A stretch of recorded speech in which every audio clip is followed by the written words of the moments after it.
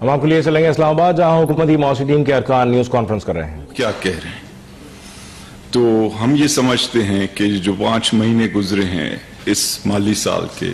اس میں کافی بہتری آئی ہے معیشت کے اندر. خصوصی طور پہ پاکستان کے ایکسپورٹس جو ہیں وہ بڑھنا شروع ہوئے ہیں، جو کہ پچھلے 5 سال میں بالکل 0% بڑھے. اور اس کی وجہ سے آپ نے دیکھا کہ یہ جو مہینہ گزرا ہے اس میں یہ تقریباً 10% بڑھے ایکسپورٹس.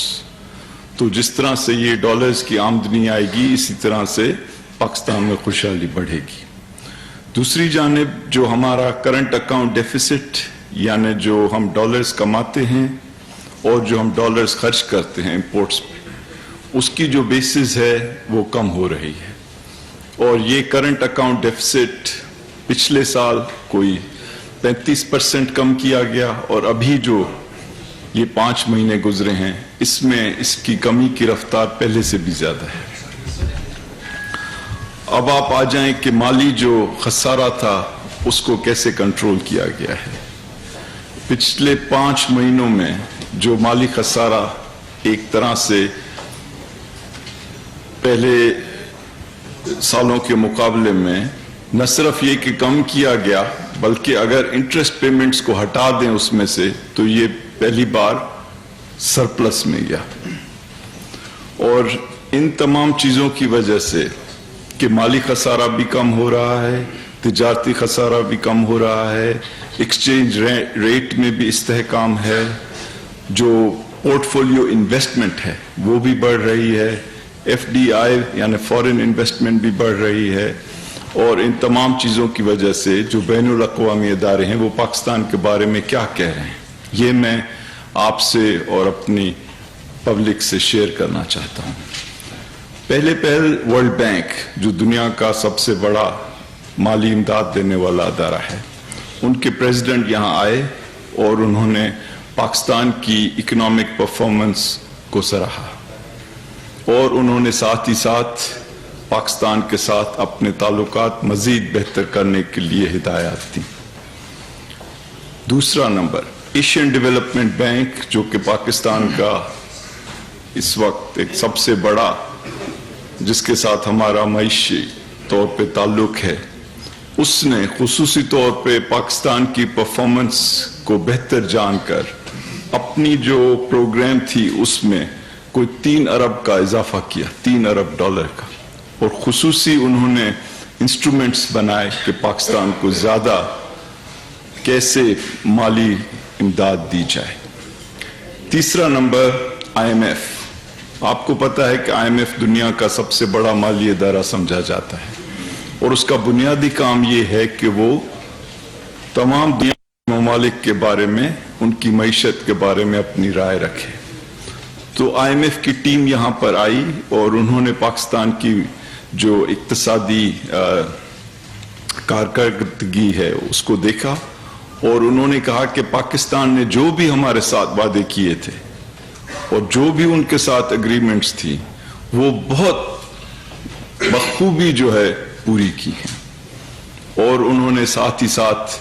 اپنی بورڈ کو ریکمینڈ کیا کہ پاکستان کو جو قرض کی جو دوسری قسط ہے وہ فوری طور پہ دی جائے، جو کہ $500 ملین کی ہوگی. چوتھی چیز جو بہت اہم ہے، جس کی وجہ سے یہ پریس کانفرنس بھی ہم کر رہے ہیں، وہ یہ ہے کہ دنیا کا ایک ادارہ ہے جس کا نام ہے موڈیز. اور یہ موڈیز کا جو ادارہ ہے، اس کا کام بنیادی طور پہ صرف یہ ہے کہ وہ بتائے کہ کون سے ملک اقتصادی طور پہ کس جگہ کھڑے ہیں. اور انہوں نے کل ہی پاکستان کے بارے میں اپنی رپورٹ جاری کی ہے، اور اس میں انہوں نے پاکستان کی جو ریٹنگ ہے، پاکستان کا جو جج کرنے کا طریقہ ہے، اس میں اس کو نیگیٹو سے اسٹیبل قرار دیا ہے. یعنی پہلے پاکستان کی معیشت پچھلے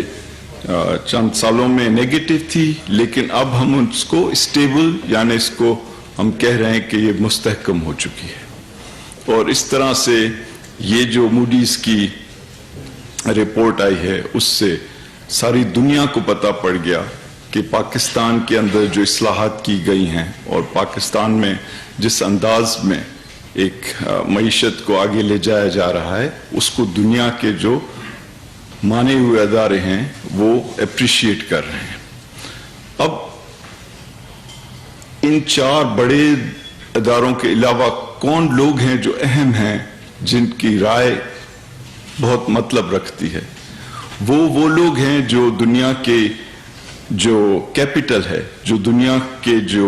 مالی ذرائع ہیں ان کے اوپر ان کا اختیار ہے. تو وہ کیا دیکھ رہے ہیں، وہ کیسے دیکھ رہے ہیں پاکستان کو؟ تو اس میں پہلی چیز میں آپ کو یہ بتاؤں کہ پاکستان کی تاریخ میں شاید یہ پہلی دفعہ ہے کہ جو پورٹ فولیو انویسٹمنٹ ہے اس میں $1 ارب کے قریب لوگوں نے انویسٹ کیا.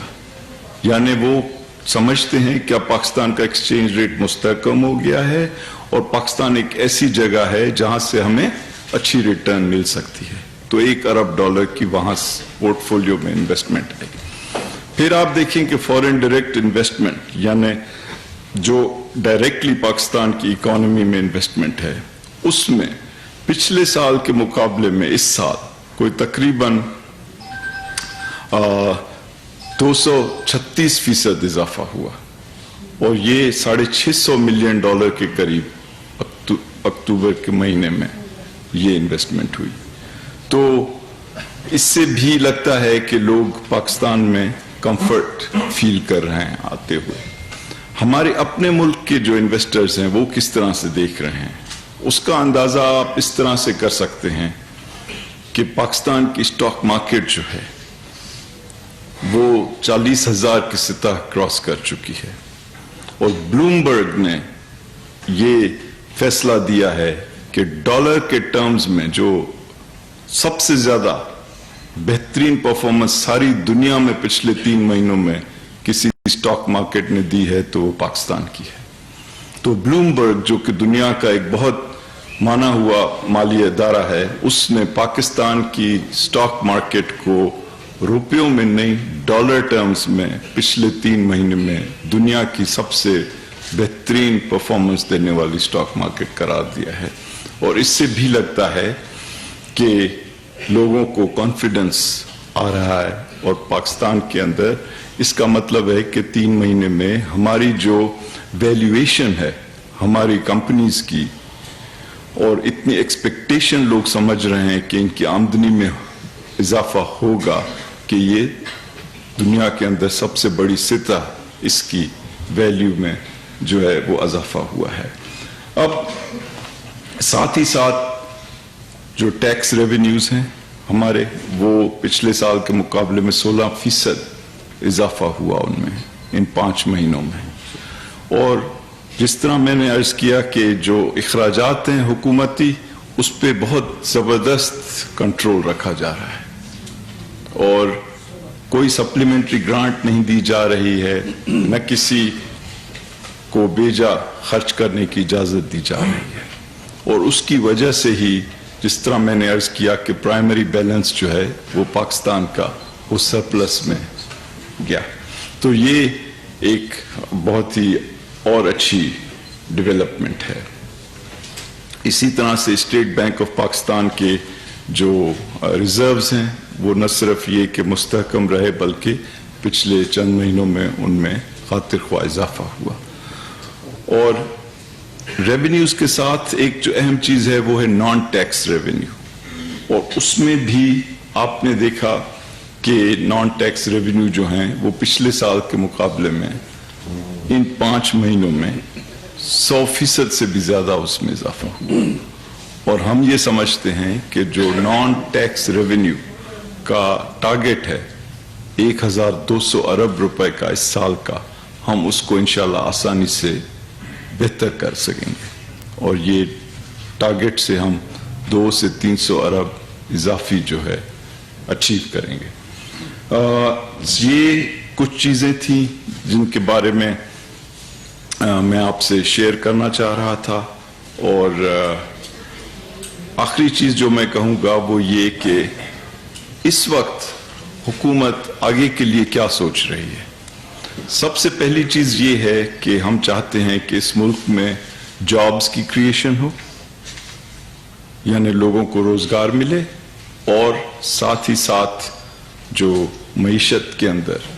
मौके जो हैं लोगों को रोजगार के वो बढ़ें और इकोनॉमिक एक्टिविटी बढ़े, और जो ग्रोथ रेट है यानी जो इक्तिसादी तरक्की की रफ्तार है उसमें इजाफा हो। तो उसके लिए 2-3 बड़े फैसले किए गए हैं जो मैंने पहले भी आपसे शेयर किए हैं, लेकिन आप